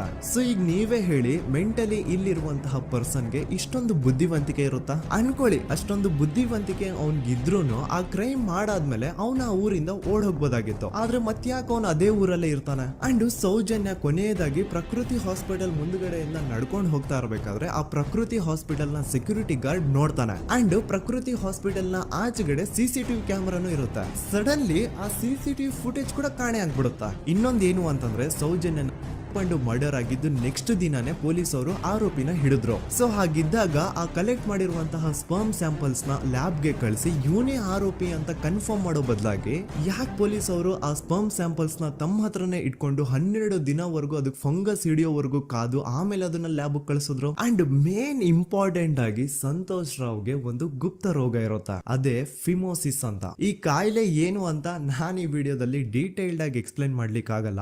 ಜಸ್ಟ್ ತಿಳ್ಕೊಳ್ಳಿ, ಈ ಒಂದು ಕಾಯಿಲೆ ಇರೋರು ಇಂಟಿಮಸಿ ಮಾಡ್ಲಿಕ್ಕೆ ಆಗಲ್ಲ. ಇನ್ ಕೇಸ್ ಮಾಡಿದ್ರು ಅವರು ಸುಖ ಅಲ್ಲ ನರಕ ಕಾಣ್ತಾರ. ಸೊ ಇಷ್ಟೆಲ್ಲ ವ್ಯಾಲಿಡ್ ಪಾಯಿಂಟ್ಸ್, ಇಷ್ಟೆಲ್ಲ ಫ್ಯಾಕ್ಟ್ಸ್ ಕಣ್ ಮುಂದೆ ಇರ್ಬೇಕಾದ್ರೆ ಸ್ಟಿಲ್ ಪೊಲೀಸ್ ಅವರು ಯಾಕೆ ಈ ಕ್ರೈಮ್ ನ ಸಂತೋಷ್ ರಾವೇ ಮಾಡಿದಾನೆ ಅಂತ ಇವನ್ ಹಿಂದೆ ಬಿದ್ದಿದ್ದಾರೆ. ಯಾಕೆ ಅವರು ಈ ಕ್ರೈಮ್ ಇವನ್ ಬಿಟ್ರೆ ಬೇರೆ ಯಾರಾದ್ರೂ ಮಾಡಿರ್ಬೋದಲ್ಲ ಅಂತ ಆ ಆಂಗಲ್ ಅಲ್ಲಿ ಇನ್ವೆಸ್ಟಿಗೇಷನ್ ಮಾಡ್ತಿಲ್ವಲ್ಲ ಅಂತ ಪೊಲೀಸ್ ಅವರ ಇನ್ವೆಸ್ಟಿಗೇಷನ್ ಮೇಲೆ ಈಗ ಕ್ವಶನ್ ಬರುತ್ತೆ. So after hearing all of this ಎಲ್ಲರಿಗೂ ಈಗ ಪೊಲೀಸ್ ಅವರ ಇನ್ವೆಸ್ಟಿಗೇಷನ್ ಇನ್ವೆಸ್ಟಿಗೇಷನ್ ಮೇಲೆ ಡೌಟ್ ಬರುತ್ತೆ. ಅಂಡ್ ಈವನ್ ಸೌಜನ್ಯ ಅವ್ರ ಮನೆಯವರು ಕೂಡ ನಿಜವಾದ ಆರೋಪಿ ಸಂತೋಷ್ ಅಲ್ಲ ಅಂತ ತಮ್ಮ ಅಭಿಪ್ರಾಯನ ವ್ಯಕ್ತಪಡಿಸ್ತಾರೆ. ಆಗ ಅಲ್ಲಿವರೆಗೂ ಸಂತೋಷ್ ರಾವ್ನ ಗಲ್ಲಿಗೇರಿಸಿ ಅಂತ ಏನು student protest and public protest ಎಲ್ಲ ನಡೀತಾ ಇತ್ತು, ಈಗ ಅದೆಲ್ಲ ನಿಂತು ಹೋಗಿ ಎಲ್ಲಾ ಹೇಟ್ರೇಡ್ ಪೊಲೀಸ್ ಅವ್ರ ಕಡೆಗೆ ಹೋಗುತ್ತೆ. ಪೊಲೀಸ್ ಅವರು ಈ ಕೇಸಲ್ಲಿ ಕರಪ್ಟ್ ಆಗಿದ್ದಾರೆ, ಪೊಲೀಸ್ ಅವರೇ ಸತ್ಯ ಮುಚ್ಚಿಡ್ಲಿಕ್ಕೆ ಟ್ರೈ ಮಾಡ್ತಿದ್ದಾರೆ. ಹಾಗಾಗಿ ಈ ಕೇಸ್ ನ ಇನ್ಮುಂದೆ ಪೊಲೀಸ್ ಅವರಲ್ಲದೆ ಸಿಬಿಐ ಅವರು ಇನ್ವೆಸ್ಟಿಗೇಷನ್ ಮಾಡಬೇಕು, ಈ ಕೇಸ್ ನ ಸಿಬಿಐ ಒಪ್ಸಿ ಅಂತ ಅಗೇನ್ ಪ್ರೊಟೆಸ್ಟ್ ಗಳು ಸ್ಟಾರ್ಟ್ ಆಗ್ತವೆ. ಸೊ ಧರ್ಮಸ್ಥಳದಲ್ಲಿ ಇಷ್ಟೊಂದು ಹೋರಾಟಗಳಾಗ್ತಿದಾವೆ, ಒಬ್ಳು ಹುಡುಗಿ ಜೊತೆ ಇಷ್ಟೊಂದು ಅನ್ಯಾಯ ಆಗಿದೆ, ಆದ್ರೂ ಸಹ ಧರ್ಮಾಧಿಕಾರಿ ಏನು ಮಾತೇ ಆಡ್ತಿಲ್ವಲ್ಲ ಈ ಹುಡುಗಿ ಬಗ್ಗೆ ಅಂತ ಜನರು ಪ್ರಶ್ನೆ ಮಾಡಿದಾಗ ಆಗ ಧರ್ಮಾಧಿಕಾರಿನೂ ಜನರು ಮುಂದೆ ಬಂದ್ಬಿಟ್ಟು ಈ ಕೇಸ್ ನ ಸಿಬಿಐ ಒಪ್ಸಿ ಅಂತ ಹೋರಾಟ ಮಾಡ್ತಾರ. ನಂತರ ಈ ಒಂದು ಕೇಸು ಪೊಲೀಸ್ ಅವರಿಂದ ಸಿಬಿಐ ಕೈಗೆ ಹೋಗುತ್ತೆ. ಸಿಬಿಐ ಕೈಗೆ ಹೋಗಿದ ತಕ್ಷಣ ಇಲ್ಲೇನು ಸತ್ಯ ಹೊರಗೆ ಬಂದಿಲ್ಲ. ಆ ಸಿಬಿಐ ಅವರು 3-4 ವರ್ಷ ಟೈಮ್ ತಗೊಂಡು ಮತ್ತೆ ಈ ಒಂದು ಕೇಸ್ ನ ರೀ ಇನ್ವೆಸ್ಟಿಗೇಷನ್ ಮಾಡ್ತಾರೆ. ಆದ್ರೆ ಅಲ್ಲೇನು ಇನ್ವೆಸ್ಟಿಗೇಷನ್ ಮಾಡ್ಲಿಕ್ಕೆ ಉಳಿದೇ ಇರಲ್ಲ. ಆ ಪೊಲೀಸ್ ಅವರು ಅವ್ರ ಕೈಯಲ್ಲಿ ಈ ಕೇಸು ಇದ್ದಷ್ಟು ದಿನ ಎಷ್ಟಾಗುತ್ತೋ ಅಷ್ಟು ಎವಿಡೆನ್ಸ್ ನ ಡೆಸ್ಟ್ರಾಯ್ ಮಾಡ್ಬಿಟ್ಟಿರ್ತಾರ. ಸೊ ಹಾಗಾಗಿ ಅಲ್ಲಿ ಸಿಬಿಐ ಅವ್ರಿಗೆ ಇನ್ವೆಸ್ಟಿಗೇಷನ್ ಮಾಡ್ಲಿಕ್ಕೆ ಏನ್ ಉಳಿದೇ ಇರಲ್ಲ. ಆದ್ರೂ ಸ್ಟಿಲ್ ಅವರು 3-4 ಇಯರ್ಸ್ ಟೈಮ್ ತಗೊಂಡು ನಂತರ ಫೈನಲಿ ಒಂದು ರಿಪೋರ್ಟ್ ನ ಕೋರ್ಟ್ ಗೆ ಸಬ್ಮಿಟ್ ಮಾಡ್ತಾರೆ. ಅಂಡ್ ಸಿಬಿಐ ಅವರು ಕೋರ್ಟ್ ಗೆ ಸಬ್ಮಿಟ್ ಮಾಡಿರುವಂತಹ ಆ ಒಂದು ರಿಪೋರ್ಟ್ ಅಲ್ಲಿ ಏನಿತ್ತು ಅಂದ್ರೆ ಸಿಬಿಐ ಇನ್ವೆಸ್ಟಿಗೇಷನ್ ಕನ್ಫರ್ಮ್ಸ್ ದಟ್ ಈ ಒಂದು ಕ್ರೈಮ್ ನ ಸಂತೋಷ್ ರಾವೇ ಮಾಡಿದಾನೆ ಅಂತ. ಆದ್ರೆ ಐರೋನಿ ಈಸ್ ಇದೇ ಒಂದು ರಿಪೋರ್ಟ್ ಅಲ್ಲಿ ಇವ್ರು ಏನ್ ಹೇಳ್ತಾರೆ ಅಂದ್ರೆ ಅವ್ರಿಗೆ ಯಾವುದೇ ತರ ಎವಿಡೆನ್ಸ್ ಸಿಕ್ಕಿಲ್ಲ ಅಂತ. ಯಾಕಂದ್ರೆ ಈ ಸೌಜನ್ಯ ಕೇಸು ಪೊಲೀಸ್ ಅವ್ರ ಕೈಯಲ್ಲಿ ಇದ್ದಾಗ ಪೊಲೀಸ್ ಅವರು ತಮ್ಮ ನಿರ್ಲಕ್ಷ್ಯದಿಂದ ಎಲ್ಲಾ ಎವಿಡೆನ್ಸ್ ನ ಕಳ್ಕೊಂಡ್ಬಿಟ್ಟಿರ್ತಾರೆ. ಅಂತದ್ರಲ್ಲಿ ಯಾವ ಒಂದು ಆಧಾರದ ಮೇಲೆ ಇವರು ಸಂತೋಷ್ ರಾವೇ ಈ ಕ್ರೈಮ್ ನ ಮಾಡಿದ್ದಾರೆ ಅಂತ ಕ್ವಶನ್ ಮಾಡಿದಾಗ ಸಿಬಿಐ ಅವ್ರ ಕಡೆಯಿಂದ ನೋ ಆನ್ಸರ್. ನೋಡಿ, ಮೊದ್ಲು ಈ ಒಂದು ಕೇಸ್ ನ ಪೊಲೀಸ್ ಅವರು ಇನ್ವೆಸ್ಟಿಗೇಷನ್ ಮಾಡಿ ನಂತರ ಈ ಒಂದು ಕೇಸು ಸಿಬಿಐ ಅವ್ರ ಕೈಗೆ ಹೋಗಿ ಅವರು 3-4 ವರ್ಷ ಟೈಮ್ ತಗೊಂಡು ಇನ್ವೆಸ್ಟಿಗೇಷನ್ ಮಾಡಿ ದೆನ್ ಫೈನಲ್ ರಿಪೋರ್ಟ್ ನ ಕೋರ್ಟ್ ಗೆ ಸಬ್ಮಿಟ್ ಮಾಡೋಷ್ಟ್ರಲ್ಲಿ ಸುಮಾರು 5-6 ವರ್ಷ ಕಳೆದು ಹೋಗಿರುತ್ತೆ. ಅಂಡ್ ಸ್ಟಿಲ್ ಈ ಒಂದು ಕೇಸಲ್ಲಿ ಏನು ಕನ್ಕ್ಲೂಷನ್ ಸಿಕ್ಕಿರಲ್ಲ. ಎವ್ರಿ ಇಯರ್ ಸೌಜನ್ಯನ ಬರ್ತ್ಡೇ ಇದ್ದಾಗ ಅಥವಾ ತಿಥಿ ಇದ್ದಾಗ ಅವಳನ್ನ ನೆನೆಸ್ಕೊಂಡು ಅವಳ ಹೆಸರಲ್ಲಿ public protest and student protest ನಡೀತಾನೆ ಇರ್ತವೆ. ಸೊ ಒಂದು ದಿನ ಈ ಒಂದು ಪ್ರೊಟೆಸ್ಟ್ ಗಳ ನ್ಯೂಸ್ ಗಿರೀಶ್ ಮುಟ್ಟಣ್ಣನವರ ಗಮನಕ್ಕೆ ಬರುತ್ತೆ. ಯಾರೀ ಗಿರೀಶ್ ಮುಟ್ಟಣ್ಣನವರ ಅಂದ್ರೆ ಇವರು very honest X police man. ನೀವು ನಂಬಲ್ಲ, ಇವ್ರು ಪೊಲೀಸ್ ಆಫೀಸರ್ ಇದ್ದಾಗ ಪಬ್ಲಿಕ್ ಅಲ್ಲಿ ಒಬ್ಬ MLA ಹೊಡೆದಿರ್ತಾರ. ಅಷ್ಟೇ ಅಲ್ಲ, ಪೊಲೀಸ್ ಡಿಪಾರ್ಟ್ಮೆಂಟ್ ಅಲ್ಲಿ ಕರಪ್ಷನ್ ಇದೆ, ಕರಪ್ಷನ್ ಇದ್ದಿದ್ ಕಡೆ ನಾನ್ ಇರಲ್ಲ ಅಂತ ಹೇಳ್ಬೋದು ತಮ್ಮ ಪೊಲೀಸ್ ಡ್ಯೂಟಿನ ಬಿಟ್ಬಿಟ್ಟು ಈಗ ಸಮಾಜದಲ್ಲಿ ಏನೇ ಅನ್ಯಾಯ ಆಗಿದ್ರು ಅದ್ರ ಅಗೇನ್ಸ್ಟ್ ವಾಯ್ಸ್ ರೈಸ್ ಮಾಡ್ತಿದಾರ. ಸೊ ಈ ಗಿರೀಶ್ ಮುಟ್ಟಣ್ಣನವರಿಗೆ ಸೌಜನ್ಯ ಕೇಸ್ ಬಗ್ಗೆ ಗೊತ್ತಾದಾಗ ಅವ್ರಿಗೆ ಈ ಕೇಸು ತುಂಬಾನೇ ಕಾಡುತ್ತೆ. ಅಲ್ಲ, ಇಷ್ಟೊಂದು ವರ್ಷಗಳಾಗೋಯ್ತು ಆ ಹುಡುಗಿ ಜೊತೆ ಅನ್ಯಾಯ ಆಗಿ, ಸ್ಟಿಲ್ ಈ ಒಂದು ಕೇಸ್ ನ ಕನ್ಕ್ಲೂಷನ್ ಸಿಕ್ತಿಲ್ವಲ್ಲ, ಏನ್ ನಡೀತಿದೆ ಧರ್ಮಸ್ಥಳದಲ್ಲಿ ಅರ್ಥ ಆಗ್ತಿಲ್ವಲ್ಲ ಅಂತ ಈ ಗಿರೀಶ್ ಅವರು ತಮ್ಮ ಹಳೆ ಪೊಲೀಸ್ ಕಾಂಟ್ಯಾಕ್ಟ್ಸ್ ನ ಯೂಸ್ ಮಾಡ್ಕೊಂಡು ಆ ಸೌಜನ್ಯ ಕೇಸ್ ಫೈಲ್ ನ ಒಂದು ಕಾಪಿನ ತಮ್ಮ ಹತ್ರ ತರಿಸ್ಕೋತಾರ. ಆ ಒಂದು ಕೇಸ್ ಫೈಲ್ ಅಲ್ಲಿ ಸೌಜನ್ಯ ಬಗ್ಗೆ ಅಷ್ಟೇ ಅಲ್ಲದೆ ಸಂತೋಷ್ ರಾವ್ ಬಗ್ಗೆನೂ ಇನ್ಫಾರ್ಮೇಶನ್ ಇರುತ್ತೆ. ಅಂಡ್ ಗಿರೀಶ್ ಅವರು ಸಂತೋಷ್ ಬಗ್ಗೆ ಇರುವಂತಹ ಇನ್ಫಾರ್ಮೇಶನ್ ನೋಡ್ತಾ ಇರ್ಬೇಕಾದ್ರೆ ಅವರು ಒಂದು ವಿಷಯನ ನೋಟಿಸ್ ಮಾಡ್ತಾರ. ಅದೇನಂತಂದ್ರೆ ಪೊಲೀಸ್ ಅವರು ಸಂತೋಷ್ ರಾವ್ನ ಬರೀ ಸೌಜನ್ಯ ಕೇಸಲ್ಲಿ ಒಂದೇ ಫಿಟ್ ಮಾಡಿರಲ್ಲ, ಸೌಜನ್ಯ ಸಾಯೋಕ್ಕಿಂತ 20 ದಿನ ಹಿಂದೆ ಧರ್ಮಸ್ಥಳದಲ್ಲೇ ನಡೆದಿರುವಂತಹ ಒಂದು ಕ್ರೈಮ್ ಅಲ್ಲಿನೂ ಸಹ ಸಂತೋಷ್ ರಾವೇ ಆರೋಪಿ ಅಂತ ಮೆನ್ಷನ್ ಮಾಡಿರ್ತಾರ. ಸೊ ಸೌಜನ್ಯ ಕೇಸ್ ಬಿಟ್ಟು ಆ ಇನ್ನೊಂದು ಕೇಸ್ ಯಾವುದು, ಅದಕ್ಕೂ ಸಂತೋಷ್ಗೂ ಏನ್ ಸಂಬಂಧ, ಅದ್ರಲ್ಲಿ ಯಾಕೆ ಸಂತೋಷ್ನ ಪೊಲೀಸ್ ಅವರು ಫಿಟ್ ಮಾಡಿದ್ರು ಅಂತ ಪ್ರತಿಯೊಂದು ಹೇಳ್ತೀನಿ. ಆದ್ರೆ ನಾನಿಲ್ಲಿ ಯಾರ್ದು ರಿಯಲ್ ನೇಮ್ಸ್ ನ ಬಳಸಲ್ಲ. ಯಾಕಂದ್ರೆ ಮುಂದೆ ಕೇಸಲ್ಲಿ ತುಂಬಾ ದೊಡ್ಡ ಪವರ್ಫುಲ್ ವ್ಯಕ್ತಿಗಳ ಹೆಸರುಗಳು ಬರ್ತವೆ. ಅಂಡ್ ನನ್ ವಿಡಿಯೋ ಯೂಟ್ಯೂಬ್ ಇಂದ ಡಿಲೀಟ್ ಆಗೋದು ನನ್ಗೆ ಇಷ್ಟ ಇಲ್ಲ. ಹಾಗಾಗಿ ನಾನಿಲ್ಲಿ ಯಾರ್ದು ರಿಯಲ್ ನೇಮ್ಸ್ ನ ಬಳಸ್ತಿಲ್ಲ. ಬಟ್ ಯಾರ ಬಗ್ಗೆ ಹೇಳ್ತಿದ್ದೀನಿ ಅಂತ ಒಂದ್ ಸ್ವಲ್ಪ ನೀವೇ ಅರ್ಥ ಮಾಡ್ಕೊಳ್ಳಿ. ನೋಡಿ, ಧರ್ಮಸ್ಥಳದಲ್ಲಿ ಮಾಫಿಯಾ ಕೈಂಡ್ ಆಫ್ ನಡೆಸ್ತಿರುವಂತಹ ಒಂದು ವೆರಿ ಪವರ್ಫುಲ್ ಗೌಡ್ರು ಕುಟುಂಬ ಇದೆ. ಇವ್ರ ಹತ್ರ ಬೇಜನ್ ಆಸ್ತಿ, ಬೇಜನ್ ದುಡ್ಡು, ಬೇಜನ್ ಪವರ್, ಬೇಜನ್ ಇನ್ಫ್ಲೂಯೆನ್ಸ್ ಎಲ್ಲಾನು ಇದೆ. ಆ ಊರಲ್ಲಿ ಈ ಗೌಡ್ರು ಕುಟುಂಬದ್ದು ಎಷ್ಟೊಂದು ಕಂಟ್ರೋಲ್ ಇದೆ ಅಂತಂದ್ರೆ ಅವ್ರನ್ನ ಎದುರು ಹಾಕೊಳ್ಳೋರೆ ಯಾರು ಇಲ್ಲ. ಅಂಡ್ ಈ ಒಂದು ಗೌಡ್ರು ಕುಟುಂಬ ಒಂದು ಪ್ರೈವೇಟ್ ಟ್ರಸ್ಟ್ ಹೆಸರಲ್ಲಿ ಒಂದು ವೆರಿ ಪಾಪ್ಯುಲರ್ ದೇವಸ್ಥಾನನ ಸುಮಾರು ವರ್ಷಗಳಿಂದ ತಲೆ ಮಾರುಗಳಿಂದನೂ ನಡ್ಸ್ಕೊಂಡ್ ಬಂದಿರ್ತಾರ. ಅದೇ ಒಂದು ದೇವಸ್ಥಾನದಲ್ಲಿ 60 ವರ್ಷ ವಯಸ್ಸಾಗಿರುವಂತಹ ನಾರಾಯಣ ಅನ್ನೋ ಒಬ್ಬ ವ್ಯಕ್ತಿ ಮಾವುತನಾಗಿ ಕೆಲಸ ಮಾಡ್ತಿರ್ತಾನೆ. ನಾರಾಯಣ ಅವ್ರ ತಂದೆನೂ ಅದೇ ದೇವಸ್ಥಾನದಲ್ಲಿ ಮಾವುತಾಗಿ ಕೆಲಸ ಮಾಡ್ತಾ ಇದ್ರು, ಅವ್ರ ತಂದೆನೂ ಅದೇ ದೇವಸ್ಥಾನದಲ್ಲಿ ಮಾವುತಾಗಿ ಕೆಲಸ ಮಾಡ್ತಾ ಇದ್ರು. ಸೊ ಹೀಗೆ ತಲೆ ಮಾರುಗಳಿಂದ ಮಾವುತಾಗಿನೇ ನಾರಾಯಣನ ಕುಟುಂಬ ಆ ಒಂದು ದೇವಸ್ಥಾನದಲ್ಲಿ ಕೆಲಸ ಮಾಡ್ತಾ ಇರುತ್ತೆ. ಸೊ ಒಮ್ಮೆ ತುಂಬಾ ವರ್ಷಗಳ ಹಿಂದೆ ನಾರಾಯಣ ಅವ್ರ ತಂದೆ ಆ ದೇವಸ್ಥಾನದಲ್ಲಿ ಮಾವುತಾಗಿ ಕೆಲಸ ಮಾಡ್ತಾ ಇರ್ಬೇಕಾದ್ರೆ ಆಗಿನ ದೇವಸ್ಥಾನದ ಧರ್ಮಾಧಿಕಾರಿ ಆ ಮಾವುತನ ಕೆಲ್ಸದ ಮೇಲೆ ಇರುವಂತಹ ನಿಷ್ಠೆ, ಅವನ ನಿಯತ್ತು ಅಂಡ್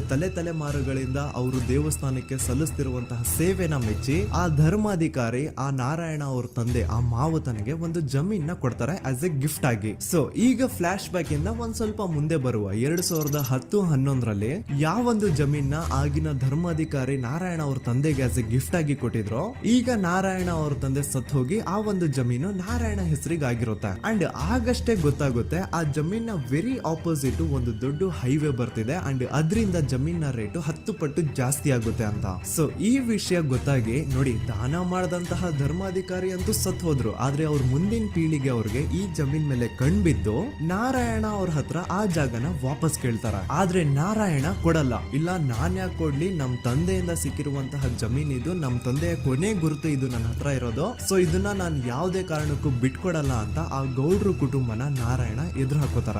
ಆಗ ಗೌಡ್ರು ಕುಟುಂಬದವ್ರಿಗೆ ಕೋಪ ಬಂದು ಅವ್ರೇನ್ ಮಾಡ್ತಾರೆ ಅಂದ್ರೆ, ನಾರಾಯಣ ಮನೆಗೆ ನೀರಿನ ಸಪ್ಲೈ ಇರುತ್ತಲ್ವಾ ಅದನ್ನ ಬಂದ್ ಮಾಡ್ತಾರ, ಎಲೆಕ್ಟ್ರಿಸಿಟಿ ಸಪ್ಲೈನು ಕಟ್ ಆಫ್ ಮಾಡ್ತಾರ, ಊರಲ್ಲಿರುವಂತಹ ಎಲ್ಲಾ ಚರಂಡಿಗಳನ್ನ ಕ್ಲೀನ್ ಮಾಡಿ ಆ ಕಸ ಏನಿರುತ್ತೋ ಅದನ್ನ ತಂದು ನಾರಾಯಣ ಮನೆ ಮುಂದೆ ಹಾಕ್ತಾರ. ಇಷ್ಟೇ ಅಲ್ಲ, ನಾರಾಯಣ ಅವ್ರ ಹೆಂಡತಿ ಮಕ್ಕಳು ಎಲ್ಲಾದ್ರೂ ಆಚೆ ಹೋಗ್ತಾ ಬರ್ತಾ ಇದ್ರೆ ಅವ್ರನ್ನ ಕೆಟ್ಟದಾಗ ಬೈಯೋದು, ಹುಡ್ಕೊಳ್ಳೋದು, ಬಡ್ಕೊಳ್ಳೋದೆಲ್ಲ ಮಾಡ್ತಿರ್ತಾರ. ಇಷ್ಟೆಲ್ಲ ಆಗ್ತಾ ಇದ್ರು ಸ್ಟಿಲ್ ನಾರಾಯಣ ಮಾತ್ರ ಆ ಜಾಗನ ಬಿಟ್ಕೊಡಲ್ಲ. ಆ ಜಾಗದ್ಗೋಸ್ಕರ ನೀನ್ ಬೇಕಿದ್ರೆ ಇದನ್ನೆಲ್ಲ ಸಹಿಸ್ಕೊಂಡಿರಪ್ಪ, ನಮ್ ಕೈಲಂತೂ ಆಗಲ್ಲ ಅಂತ ನಾರಾಯಣನ ಹೆಂಡತಿ ಮಕ್ಕಳು ಅವನ್ನ ಬಿಟ್ಟು ಬೇರೆ ಊರಿಗೆ ಹೋಗ್ಬಿಡ್ತಾರ.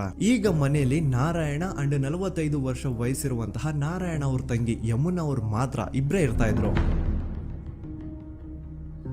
ಸೊ ಒಂದೊಳ್ಳೆ ಅವಕಾಶ ನೋಡ್ಕೊಂಡು 21 ಸೆಪ್ಟೆಂಬರ್ 2012 ಮನೆಯಲ್ಲಿ ನಾರಾಯಣ ಹಾಗೂ ಯಮುನಾ ಇರ್ಬೇಕಾದ್ರೆ ಯಾರೋ ಮನೆ ಒಳಗಡೆ ನುಗ್ಗಿ ನಾರಾಯಣನ್ಗೆ ಹೊಡೆದು ಯಮುನಾಗೂ ಸಹ ಹೊಡೆದು ನಂತರ ಅವಳು ಮಾಡಿ ದೆನ್ ನಾರಾಯಣ ಹಾಗೂ ಯಮುನನ ತಲೆನ ಒಂದು ರುಬ್ಬೋ ಗುಂಡಿಂದ ಚಚ್ಚಿ ಸಾಯಿಸ್ಬಿಡ್ತಾರ. ಈ ಕೊಲೆ ಆಗಿದ್ದು ಕಳ್ಳತನಗೋಸ್ಕರ ಅಂತ ಪೊಲೀಸ್ ಅವರು ತಮ್ಮ ರಿಪೋರ್ಟ್ ಅಲ್ಲಿ ಬರೀತಾರ. ಆದ್ರೆ ಪಾಯಿಂಟ್ ಏನ್ ಗೊತ್ತಾ, ಆ ಮನೇಲಿ ಒಂದ್ ಸ್ವಲ್ಪನೂ ಹಣ ಆಗ್ಲಿ ಅಥವಾ ಬಂಗಾರ ಆಗ್ಲಿ ಕಳ್ಳತನ ಆಗಿರಲ್ಲ. ಕಳ್ಳತನ ಆಗಿರೋದು ಕೇವಲ ಆ ಮೇನ್ ರೋಡ್ ಅಲ್ಲಿ ಇದ್ದಂತಹ ಪ್ರಾಪರ್ಟಿ ಪೇಪರ್ಸ್.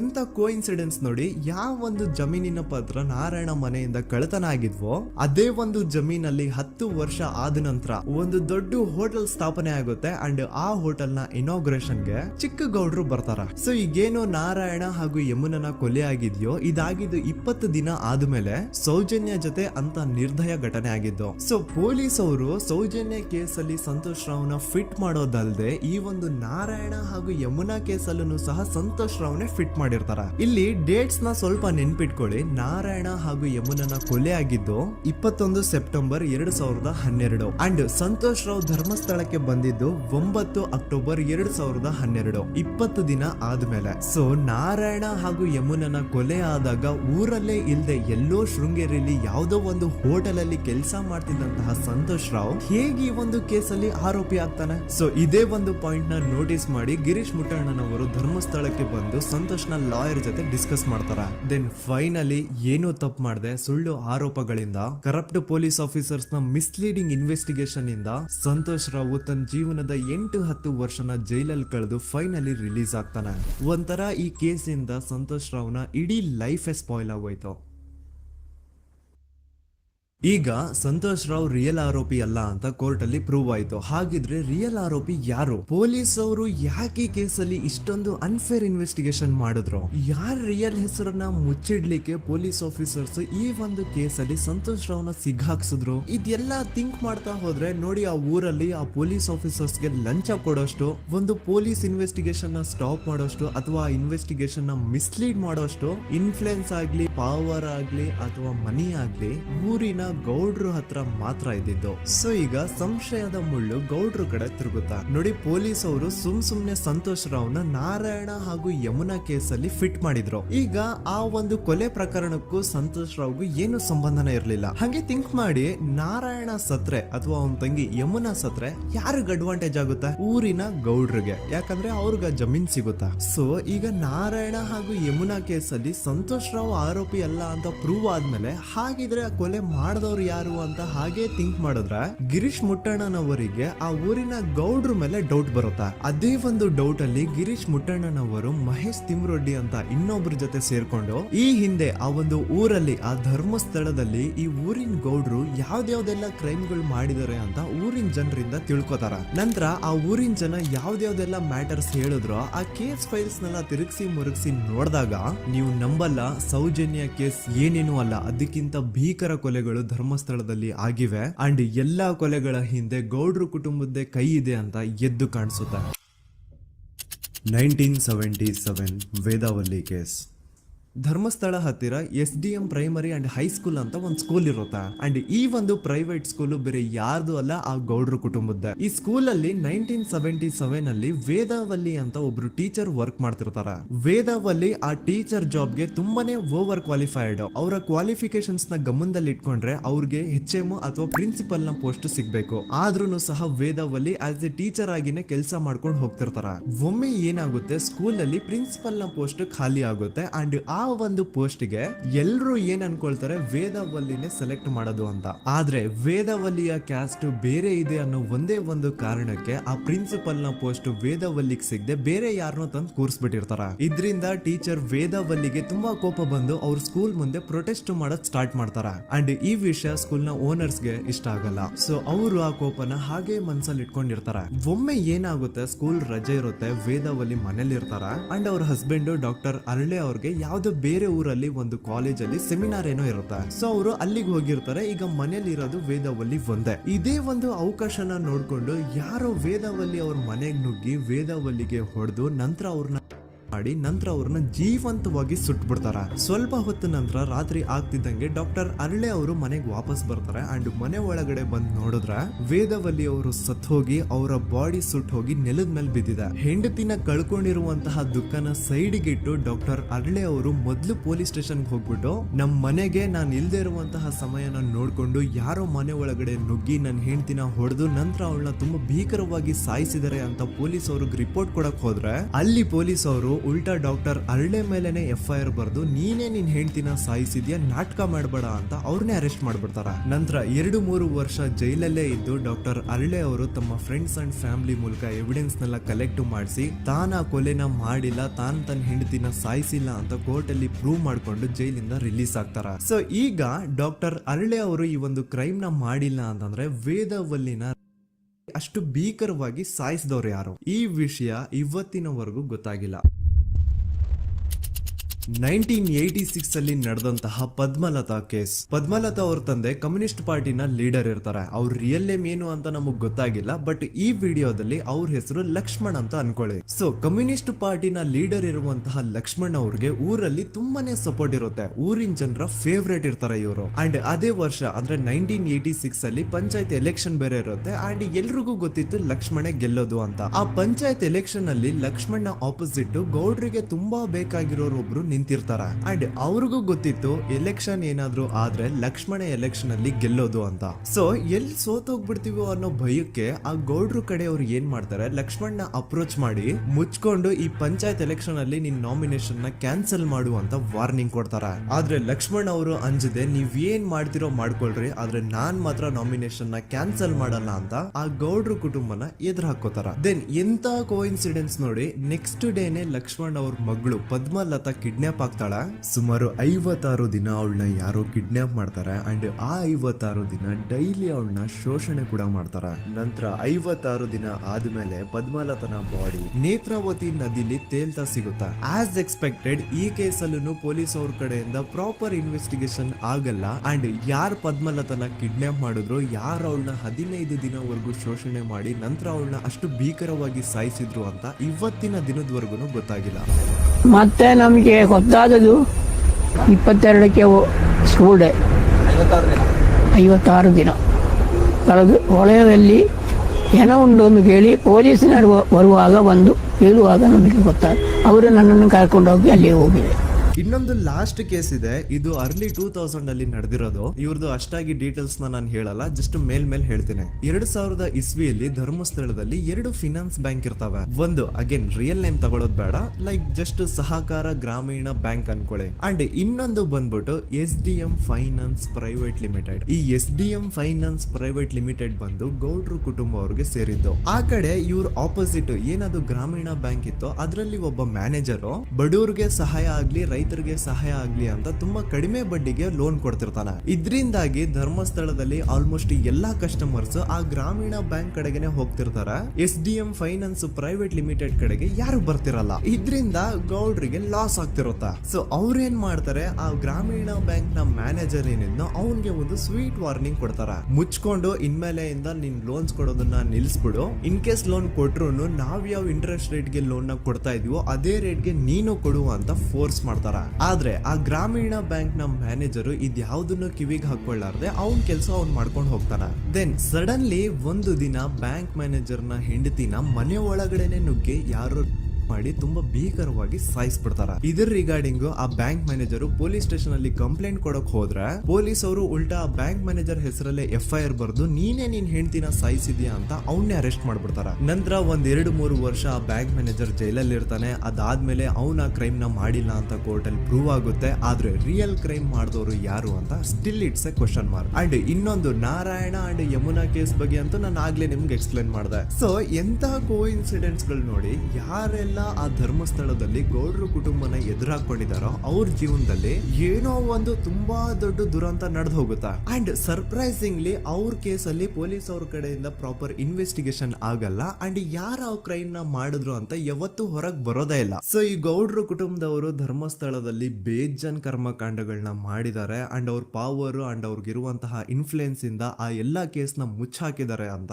ಮಹೇಶ್ ಹಾಗೂ ಗಿರೀಶ್ ಮುಟ್ಟಣ್ಣನವರ ಹೇಳಿಕೆ ಆಗಿದೆ. ಸೊ ಗೌಡ್ರು ಫ್ಯಾಮಿಲಿನ ಟ್ರ್ಯಾಕ್ ರೆಕಾರ್ಡ್ ನೋಡಿದ್ರೆ ಧರ್ಮಸ್ಥಳದಲ್ಲಿ ಒಂದು ಹುಡುಗಿನ ರೇಪ್ ಅಂಡ್ ಮರ್ಡರ್ ಮಾಡಿ ದೆನ್ ಪೊಲೀಸ್ ಅವ್ರಿಗೆ ಲಂಚ ಕೊಟ್ಟು ಇನ್ವೆಸ್ಟಿಗೇಷನ್ ನ ಮಿಸ್ಲೀಡ್ ಮಾಡೋಷ್ಟು ಪವರ್ ಇನ್ಫ್ಲೂಯೆನ್ಸ್ ಈ ಗೌಡ್ರು ಕುಟುಂಬಕ್ಕೆ ಮಾತ್ರ ಇರೋದು. ಈಗ ಸಂತೋಷ್ ರಾವ್ ಅಂತೂ ಸೌಜನ್ಯ ಕೇಸಲ್ಲಿ ಆರೋಪಿ ಅಲ್ಲ ಅಂತ ಪ್ರೂವ್ ಆಯ್ತು. ಹಾಗಿದ್ರೆ ರಿಯಲ್ ಆರೋಪಿ ಯಾರು? ನೆನಪು ಮಾಡ್ಕೊಳ್ಳಿ, 11 ಅಕ್ಟೋಬರ್ 2012 ಸಂಜೆ 5 ಗಂಟೆ ಹಾಗೆ ಬಾಹುಬಲಿ ಬೆಟ್ಟದಲ್ಲಿ ಸಂತೋಷ್ ರಾವ್ ತನ್ನ ಪಾಡಿಗೆ ತಾನು ಸೀನರೀಸ್ ನ ಎಂಜಾಯ್ ಮಾಡ್ಕೊಂಡು ಸುಮ್ಮನೆ ಕೂತಿರ್ಬೇಕಾದ್ರೆ ಅವನ ಹತ್ರ 5 ಜನ ಕಿಡಿಗೇಡಿಗಳು ಬಂದು ಜಗಳ ತೆಗಿತಾರ. ಆ 5 ಜನ ಕಿಡಿಗೇಡಿಗಳು ಯಾರು ಅಂತ ನಾನು ಇಲ್ಲಿವರೆಗೂ ನಿಮ್ಗೆ ಹೇಳಿಲ್ಲ. ಸೊ ಅವರು ಬೇರೆ ಯಾರು ಅಲ್ಲ, ಚಿಕ್ಕ ಗೌಡ್ರು ಮಗ ನಿಶಾಂತ್ ಜೈನ್ ನ ವೆರಿ ಕ್ಲೋಸ್ ಫ್ರೆಂಡ್ಸ್. ಅವ್ರು ದಣಿ ಮಾಡಿರುವಂತಹ ಕ್ರೈಮ್ ಅಲ್ಲಿ ಬೇರೆ ಯಾರನ್ನಾದ್ರೂ ಸಿಗಿಸ್ಬೇಕಲ್ಲ ಅಂತ ಇವ್ರು ಬಕ್ರ ಹುಡುಕ್ತಾ ಇರ್ಬೇಕಾದ್ರೆ ಆಗ ಇವ್ರಿಗೆ ಸಿಗೋದೆ ಸಂತೋಷ್ ರಾವ್. ಅಗೇನ್ ಇನ್ನೊಂದು ಎಂತ ಕೋಇನ್ಸಿಡೆನ್ಸ್ ನೋಡಿ, ಸಂತೋಷ್ ರಾವ್ ಸೌಜನ್ಯ ಕೇಸಲ್ಲಿ ಅರೆಸ್ಟ್ ಆದ ನಂತರ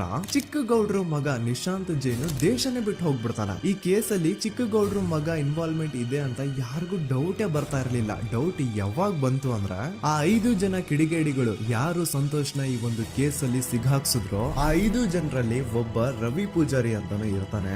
ಅವನ್ಗೆ ತಾನು ತಪ್ಪು ಮಾಡಿದೀನಿ ಅಂತ ಗಿಲ್ಟ್ ಕಾಡುತ್ತೋ ಅಥವಾ ಬೇರೆ ಏನೋ ಗೊತ್ತಿಲ್ಲ, ಆದ್ರೆ ಅವನೇ ಸ್ವತಃ ಪೊಲೀಸ್ ಅವ್ರ ಹತ್ರ ಹೋಗ್ಬಿಟ್ಟು ಸೌಜನ್ಯ ಕೇಸಲ್ಲಿ ನಿಜವಾದ ಆರೋಪಿ ಸಂತೋಷ್ ಅಲ್ಲ ಕಂಡ್ರು, ಅವನ್ನ ಸುಮ್ನೆ ಸಿಗಾಕ್ಸಿರೋದಷ್ಟೇ, ನಿಜವಾದ ಆರೋಪಿಗಳು ಚಿಕ್ಕ ಗೌಡ್ರು ಮಗ ನಿಶಾಂತ್ ಜೈನ್ ಅಂಡ್ ಅವನ್ ಫ್ರೆಂಡ್ಸ್ ಸೂರಜ್, ಕಿರಣ್ ಅಂಡ್ ಕಣ್ಮಣಿ ಅಂತ. ಈ ಎಲ್ಲಾ ವಿಷಯನ ರವಿ ಪೂಜಾರಿ ಪೊಲೀಸ್ ಅವ್ರಿಗೆ ತಿಳಿಸ್ತಾನೆ. ಅಗೇನ್ ಎಂತ ಒಂದು ಕೋಇನ್ಸಿಡೆನ್ಸ್ ನೋಡಿ, ಈ ವಿಷಯಗಳನ್ನ ಊರಿನ ಜನರ ಮುಂದೆ ಹೇಳಿದಂತಹ ರವಿ ಪೂಜಾರಿ ಆಕಸ್ಮಿಕವಾಗಿ ಸತ್ತು ಹೋಗ್ಬಿಡ್ತಾನೆ. ಇವನು ಹೇಳಿದ್ದು ನಿಜ ಅಂತ ಜನರಿಗೆ ಯಾವಾಗ ಕನ್ಫರ್ಮ್ ಆಗುತ್ತೆ ಅಂದ್ರೆ ಸೌಜನ್ಯಗೆ ತುಂಬಾ ಹತ್ರವಾದವ್ರು ಒಬ್ರು ಯಶೋಧ ಅನ್ನೋರು ಕೋರ್ಟ್ ಅಲ್ಲಿ ಬಂದ್ಬಿಟ್ಟು ಸೌಜನ್ಯ ಕೊಲೆ ಆಗಿದ್ದ ದಿನ ಆ ಒಂದು ಸ್ಪಾಟ್ ಅಲ್ಲಿ ನಾನು ಈ 3 ಜನರನ್ನ ನೋಡಿದ್ದೆ ಅಂತ ಸಾಕ್ಷಿ ಹೇಳ್ತಾರೆ. ಈಗ ಎಲ್ಲಾ ಡಾಟ್ಸ್ ನ ಕನೆಕ್ಟ್ ಮಾಡ್ತಾ ಹೋದ್ರೆ ಸೌಜನ್ಯ ಕೇಸ್ ಒಂದೇ ಅಲ್ಲ, ನಾರಾಯಣ ಹಾಗೂ ಯಮುನಾ ಕೇಸಲ್ಲೂ, ವೇದವಲ್ಲಿ ಕೇಸಲ್ಲೂ, ಆ ಬ್ಯಾಂಕ್ ಮ್ಯಾನೇಜರ್ ನ ಕೇಸಲ್ಲೂ ಹಾಗೂ ಪದ್ಮಲತಾ ಕೇಸಲ್ಲೂ ಸೀದಾ ಡೈರೆಕ್ಟ್ ಡೌಟ್ ಬರೋದೆ ಊರಿನ ಗೌಡ್ರ ಮೇಲೆ. I really want to appreciate Kudla rampage YouTube channel, third eye YouTube channel,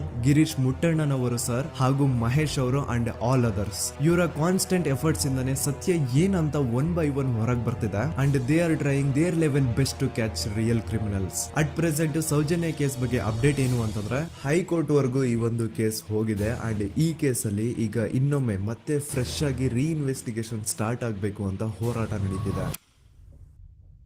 so ದೂತ ಪ್ರಜೆಗಳೇ, ಇದಾಗಿತ್ತು ಸೌಜನ್ಯ ಕೇಸ್ ಬಗ್ಗೆ ನಮ್ಮ ಒಂದು ಡೀಟೇಲ್ಡ್ ವಿಡಿಯೋ. ಈ ವಿಡಿಯೋದಲ್ಲಿ ನನ್ನಿಂದ ಎಲ್ಲಾದ್ರೂ ಏನಾದ್ರೂ ಚಿಕ್ಕ ಪುಟ್ಟ ಇನ್ಫಾರ್ಮೇಶನ್ ಮಿಸ್ ಆಗಿದ್ರೆ ಅಥವಾ ಮಿಸ್ಟೇಕ್ ಆಗಿದ್ರೆ ಅದನ್ನ ದಯವಿಟ್ಟು ಕಮೆಂಟ್ ಸೆಕ್ಷನ್ ಅಲ್ಲಿ ಹೈಲೈಟ್ ಮಾಡಿ. ಈ ವಿಡಿಯೋ ಯಾವಾಗ ಯೂಟ್ಯೂಬ್ ಇಂದ ಡಿಲೀಟ್ ಆಗುತ್ತೋ ನನ್ಗಂತೂ ಗೊತ್ತಿಲ್ಲ. ಸೊ ಪ್ಲೀಸ್ ಆದಷ್ಟು ಬೇಗ ಇದನ್ನ ಎಲ್ಲಾ ಕಡೆ ಶೇರ್ ಮಾಡಿ. ಓಕೆ ಪ್ರಜೆಗಳೇ, ಇವತ್ತಿಗಿಷ್ಟು ಸಾಕು ಅನ್ಕೊಳ್ತೀನಿ. ನಾನು ನಿಮ್ಮ ದೂತ ಸಮೀರ್ MD. ಮತ್ತೆ ಸಿಗ್ತೀನಿ ನೆಕ್ಸ್ಟ್ ವಿಡಿಯೋದಲ್ಲಿ.